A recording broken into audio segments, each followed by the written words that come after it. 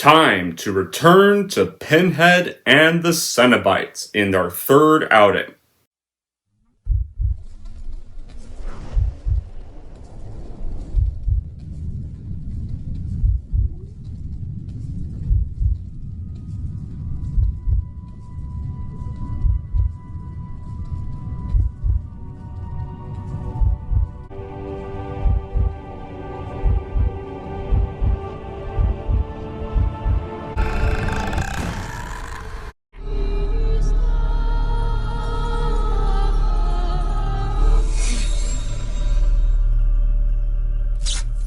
Hey everyone, it's Don G. Corleone here, and I am here with what episode is this? Sorry guys. Episode 8 of Halloween Horror Movies 5, and today's episode is going to be for 1992's Hellraiser 3 Hell on Earth.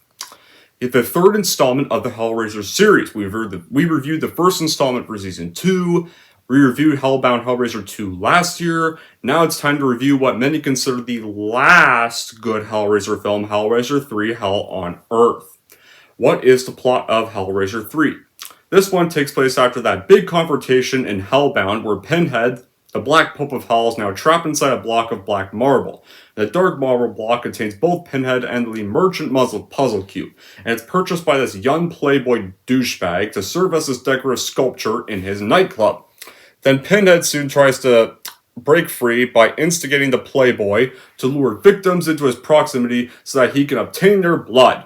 And once freed, Pinhead then seeks to destroy the cube so he needs never to return to Hell ever again and can roam Earth. But a female journalist then starts investigating these grisly murders and now has to stand in this nefarious way once and for all.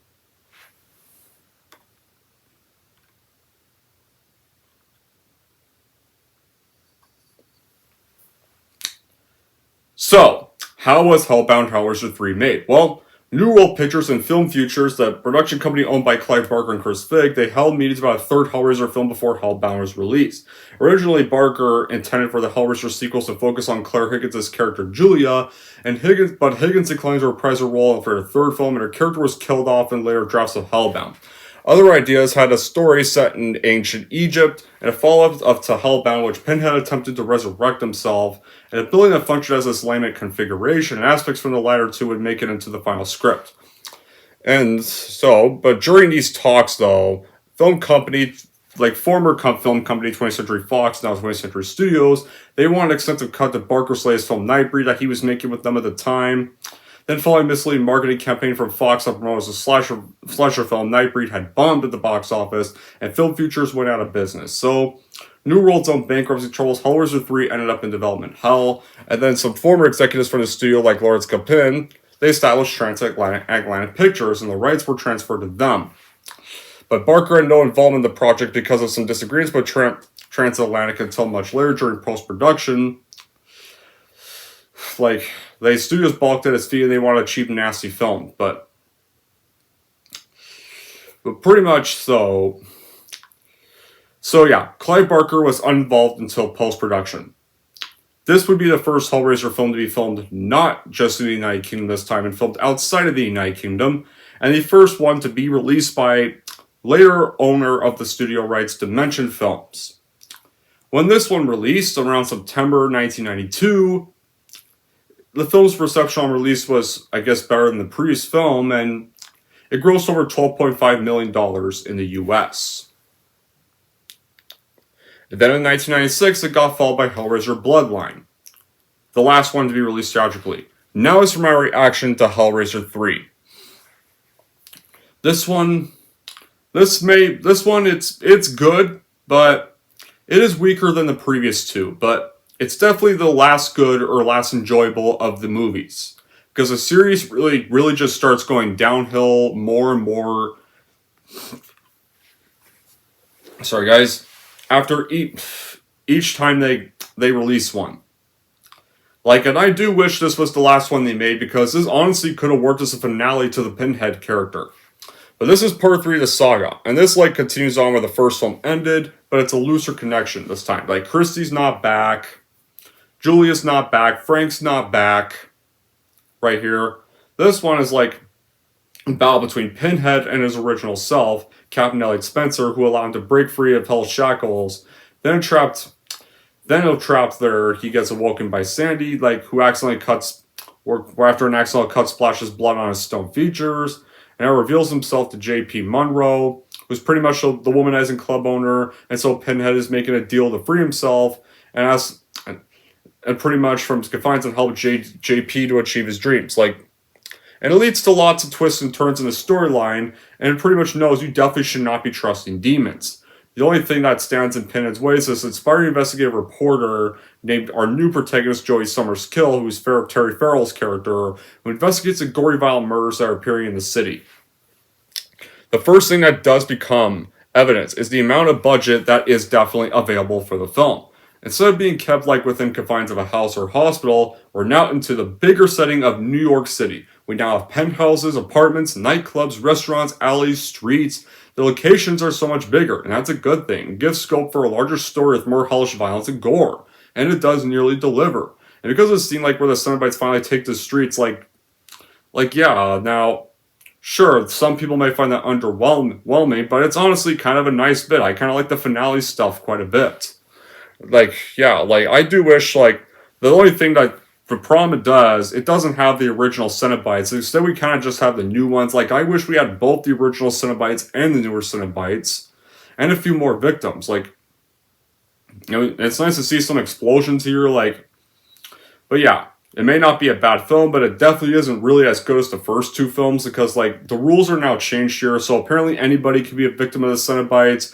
That's a problem with the later films. The problem with this one, it kind of started off the downward trend by making Pinhead too much of a slasher killer. The first two, he's kind of a demon that pretty much who only collects the people that kind of fuck with his things. Touch his box and open it. Those people. Now he kind of takes just about really anybody, and that kind of goes against the character he's meant to be in the first two. Here. So they kind of changed the rules to a bit of a downgrade here. It's not even well explained, but it kind of feels like an excuse to just raise the body count right there, because there's plenty of fairly gruesome deaths. Some just get accompanied by a witty one-liner, and Pinhead has a far larger role in the film, and we learn more about his origins. And Doug Bradley still does a good job in the roles of Pinhead and Captain Elliot Spencer, who's pretty much the guy who later became Pinhead, like we found out in Hellbound. Now, how do we start this film? So, after the second one, where he had the revelation of his former humanity that caused Pinhead to be split into two entities, like the former self, the World War British Army Captain Elliot Spencer, the manifestation of Spencer's ID that took on the former Pinhead. And while Spencer's kind of in limbo, Pinhead's now trapped along with the puzzle box when the writing figures and distorted faces that etch into the surface of this carved pillar, the Pillar of Souls. Right there. That's pretty much how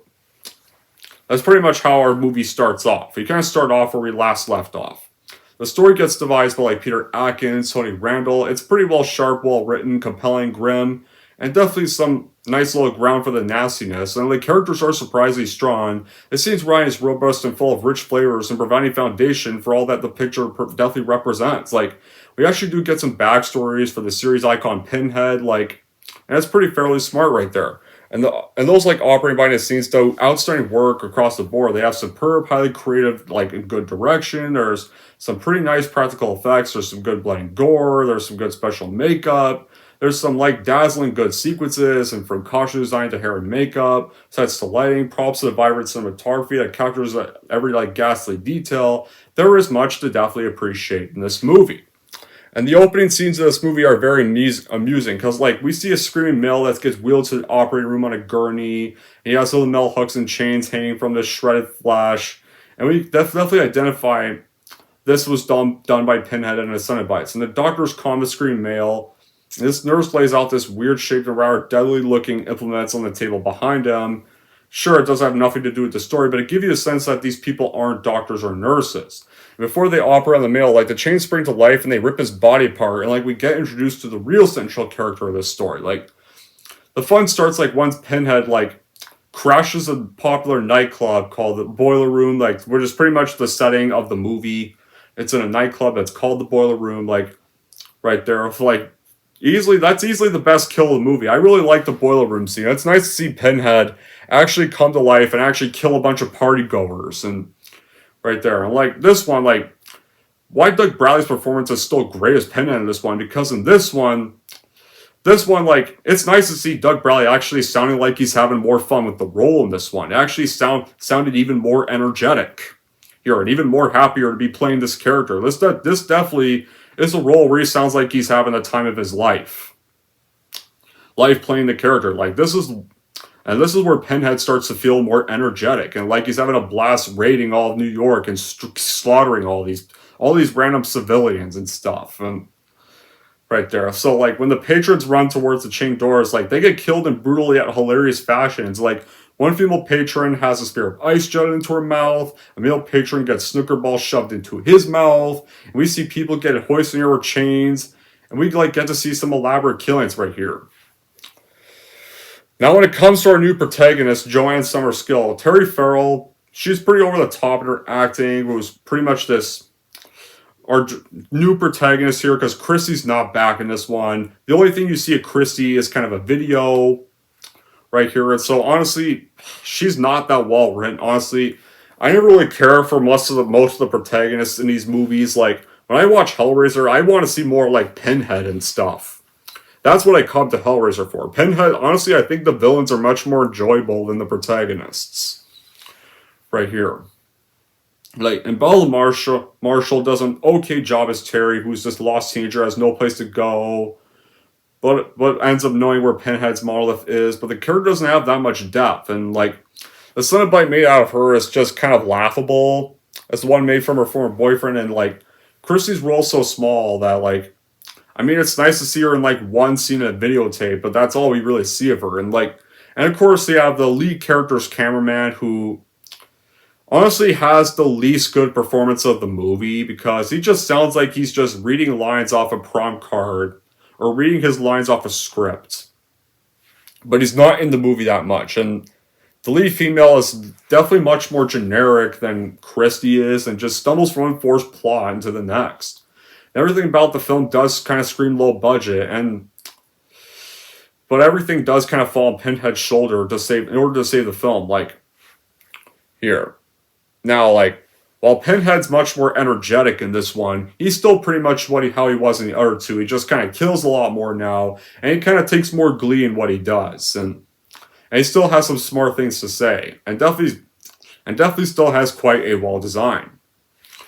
The new Cenobites. When it comes to the new Cenobites, there's new Cenobites in this movie. They're interesting with their designs, but they don't come close to Chatterer or Butterball or Female from the first two films. Like, the ones that are triggering are the Terry Cenobite and the CD Cenobites.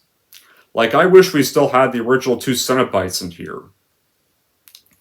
Right there. Like, maybe we could have had 6 Cenobites. Like, that would have been awesome. Right there. Like, raise the Cenobites more. So anyway, after our first bit, our J.P. Monroe, we meet J.P. Monroe, who's the womanizing owner of the boiler room. He buys the pillar because he thinks it looks cool for his nightclub. Then we meet our protagonist, Joey Summerskill, who sees hook chains in a teenage clubgoer in a hospital emergency room. Then they come to life and they tear the clubgoer to pieces. And then we meet Terry, the younger homeless woman who came with the clubgoer, explains the chain spraying from the puzzle box, and she pried from the pillar. So Terry gives the puzzle box to Joey and investigates the box's background with the help of her cameraman named Doc. Then Joey invites Terry to stay with her during the investigation, and Joey uncovers a videotape from one of Pinhead's former victims, Kirsty Cotton, that explains the puzzle box is the only means of returning Pinhead to hell. Pinhead remains then dormant, though. So Monroe has pretty much rough sex with the clubgoer, and then pretty much tells her to get out and starts being an asshole to her. And when she's telling him off, like, right there, Hook's then dragged into Sandy's body, and then Pinhead absorbs her body. Then we see Pinhead still trapped in that whole statue, and he's pointing out that they both use Sandy for their own purposes, and Monroe is horrified, but he eventually relents and agrees to bring Pinhead more club members so that he can be freed on them and be freed. And Pinhead promises Monroe will have more power and unnatural delights. Right there. Then later, Joey is having recurring nightmares about how she presumes her father died in Vietnam. Then during one dream, though, Spencer contacts Joey, explains that his experiences of World War I caused him to lose faith in humanity, a style that forbidden pleasure is promised by the puzzle box.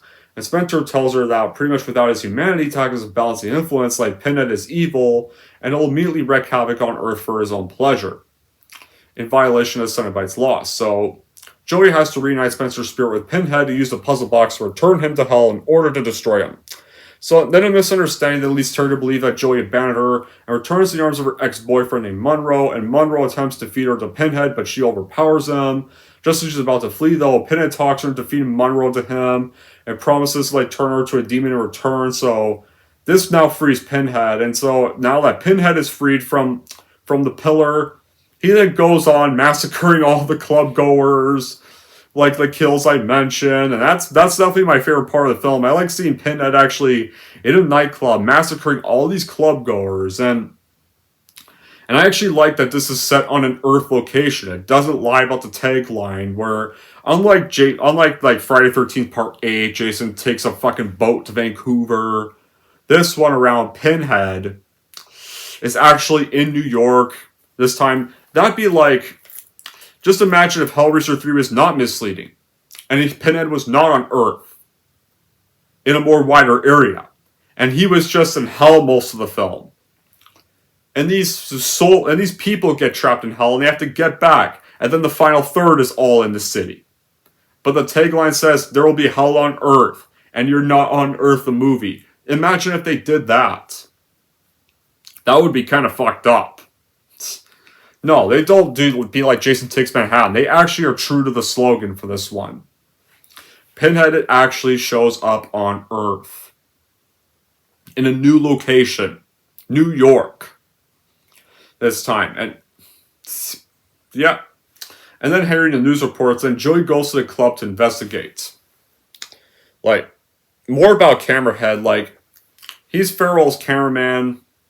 And then it gets turned to CJ the D. And then before he gets turned, then CJ the DJ and Barbie Cenobite, they're in the climax scene, they're the three new Cenobites. They attack the civilians on the street. Also a pretty cool scene, even though the new Cenobites really aren't that interesting. And it comes to our new characters like PJ, Monroe, Terry, Joey, the Khan family weren't really great human beings either. They were alright. But they do kind of share the same self-centered, obsessive, pleasure-driven behavior like you expect in a Hellraiser movie. PJ's the perfect summoner of Pinhead because, he's pretty much this hedonistic, violent asshole who's obsessive, eager to go further in the realms of extreme experience, and it works well with him there. The lines are there, the plot's there, the scenes, the sets, the paper, they're all appealing, they're all there. And in this, in the screen, they don't really try with most of that. Instead, you get a bunch of pale, weak, lovesick teenage characters that are waiting for something to happen in their lives. And the main roles can't really convince the audience that the movie reveals what it is. It's this gory horror movie that's meant to shock the audience with graphic violence, and you can't really get connected to it. And that kind of is a bit of a problem. You get wondering about the quality of the blood and what's the best outfit among the Cenobites. That's when the film falls far behind the original. It's Shallow. It's a shallow movie it could have been. It was done if it was done the right way, it would have been great. But still, the movie's not bad. It's still enjoyable. When Pinhead is on screen, that's when the enjoyable stuff happens. That's the stuff I enjoy watching. The human stuff, when it comes to Hellraiser, I care more for Pinhead than really the lead characters. Right there, Pinhead is still cruel as ever. He comes with a handful of actually pretty funny lines and cool lines, right there. This one, and plus, for those who demanded a much better screen time for Pinhead, you do actually get that here. Pinhead has way more screen time than he did in the first two films. He doesn't have much screen time in Hellraiser 1 or Hellbound, but Hellraiser 3, you get a buck of scenes with him, and Doug Bradley actually gives the most energetic performance of the movies as this character when he's playing this character. This is probably the time where he sounds like he's having the most fun on set. Yeah, and I definitely really like that. I like they kind of give Pinhead a bit more charm. And as much as killer backstories don't really work, like here, like this backstory for him's not really too pretentious, and anyway, it's not like overforced to the point where it kind of ruins the character's mystery, because technically speaking, like Pinhead was already a human being who technically died and was kind of a spirit from hell. Anyway, so he's kind of already a person that actually ended up going to hell. Right there. If it's like the backstories that don't work, or if it's someone like Michael Myers when Rob Zombie handles Michael Myers, that's the backstory stuff that does not work. No. Not this one. Like, no. This one, though, like, this backstory is not some, like, I had an abusive stepdad, I had a bully sister, I was bullied in school, and I was just an edgelord who killed a bunch of animals. Not like that. No, like, no. This one, it's just minorly hinted, and it's not, like, overthrown. It doesn't hog up half the film before you finally get to the real movie. Now, we get on with the finale of Hellraiser 3, where once Pinhead is now freed and in the club, freed, and he then orders Joey to give him the box, but Joey escapes him, and so he resurrects several of his victims as cenobites. Terry Monroe, the barman, the DJ, Doc, who had left to investigate the club, and also had been killed by Pinhead. Joey, though, flees through the quiet streets and gets pursued by the new cenobites. The cenobites end up killing local police. The police do show up at one point. They do try to shoot at Pinhead. That's something I wish did happen in Jason Takes Manhattan. I wish we did have, the police trying to shoot Jason. Right there. I actually like I do like a bit, with the police actually showing up to try to take down Pinhead. Right there. And then Jody enters a church and begs a priest to help her. But the priest lacks faith that demons could exist, and so he's appalled by the appearance of Pinhead. So Pinhead is then able to defy the church and almost kills the priest. But then Joey regains his attention to the puzzle box she holds and gets him to chase her. But the Cenobites trap Joey on a construction site and they're preparing to torture the shit out of her. But she manages to solve the puzzle box and the Cenobites get sent back to hell. The box then transports Joey into limbo, and she comes face to face with an apparition that appears to be her dead father. The apparition tells Joey to give him the puzzle box. Right there. So, and then Joey pretty much realizes that something's not right. And when she realizes that he wants the box, it turns out it's definitely Pinhead in disguise as her dead father. When I saw this part, I was like, okay, yeah, I knew that was going to happen. And when he asks for the box, I knew that was just Pinhead basically trying to fuck with her into giving him it. So after Pinhead reveals himself that it was all a disguise, he ensnares her in machinery and he prepares to get ready to turn her to a Cenobite, but then Spencer's limbo-bound spirit confronts Pinhead and fuses himself into Pinhead. Joey breaks free after that, and while Pinhead is distracted and uses the puzzle box, which is now transformed into a dagger. And then she lifts up the dagger, stabs Pinhead through the heart, and so Pinhead is then sent back to hell, and Pinhead's humanity is officially restored. And Joey is able to return to Earth through the box. So, when Joey gets back to Earth, does she keep the box? No. She doesn't just leave the box for somebody to find, and it just ends like the first film where the box is about to be sold again. No. Joey then finds this pool of concrete, and the first thing she does is bury the box in concrete at the construction site so it can never be found. Ever. And then, of course, we cut to later when, the whole, construction project that's being built there is finished. It turns out to be a building that the interior design is literally identical to the box right there. Kind of has the colors of the box inside. When it turns out to be this new work building, it's pretty much all designed like Pinhead's box, and that's where the movie ends right there. And you know what, guys? I wish that right there is where the series stopped, because for one, Pinhead is now sent back to and trapped in hell. The box is buried in concrete where it can never be found. Yeah, the construction of the new building is designed like the box, but Personally, I don't really see that as hints that Pinhead will come back. I mean, the only way Pinhead can come back is if you open that box. And the box can't be found. How are they going to open a building that's shaped like a box? The box is buried in concrete. It can't be found ever again. So, Pinhead's gone. Really. Like, that should have been a sign that Pinhead is never coming back. Because there's no way that box can ever be uncovered. Concrete is literally like cement. It would seem impossible to make more after this, but sadly we all know they made a fourth one where he goes to fucking space, and then they made a bunch of direct-to-video sequels.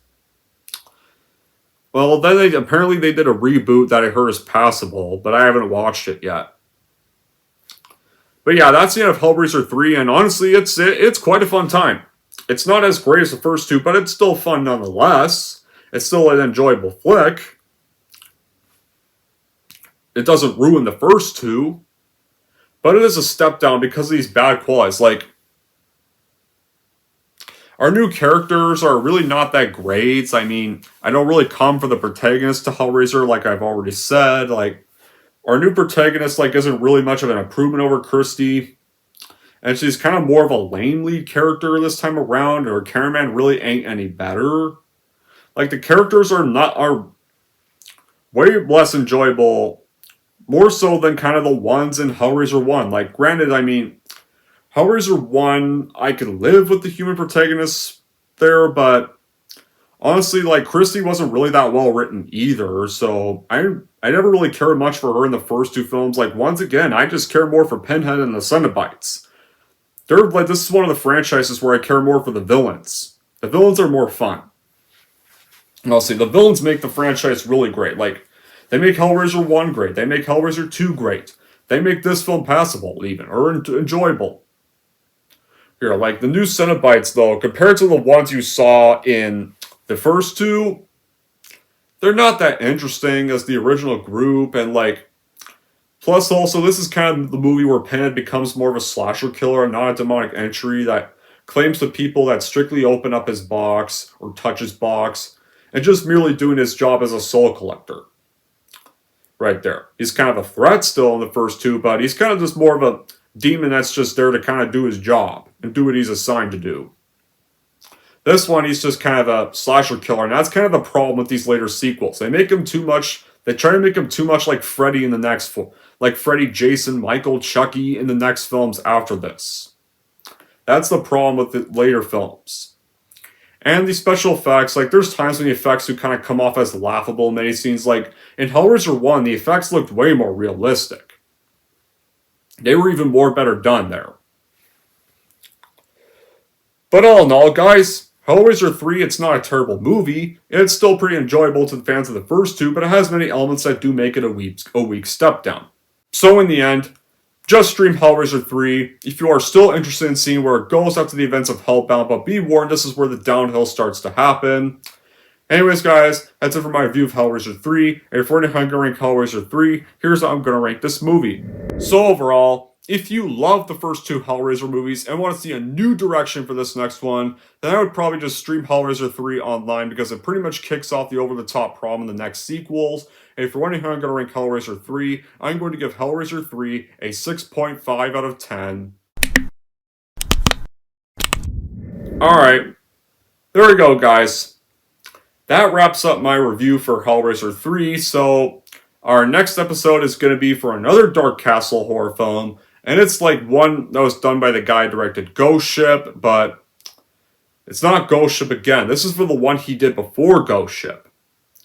And that's pretty much the film 13 Ghosts. Yeah, 13 Ghosts will be the next first time watch, and it will be the next episode to kick off week 3. Because we just finished week 2. And until then, guys, that will be it for this episode. Thank you all for watching. And if you like this and want to see more, don't forget to like, subscribe to Don G. Corleone.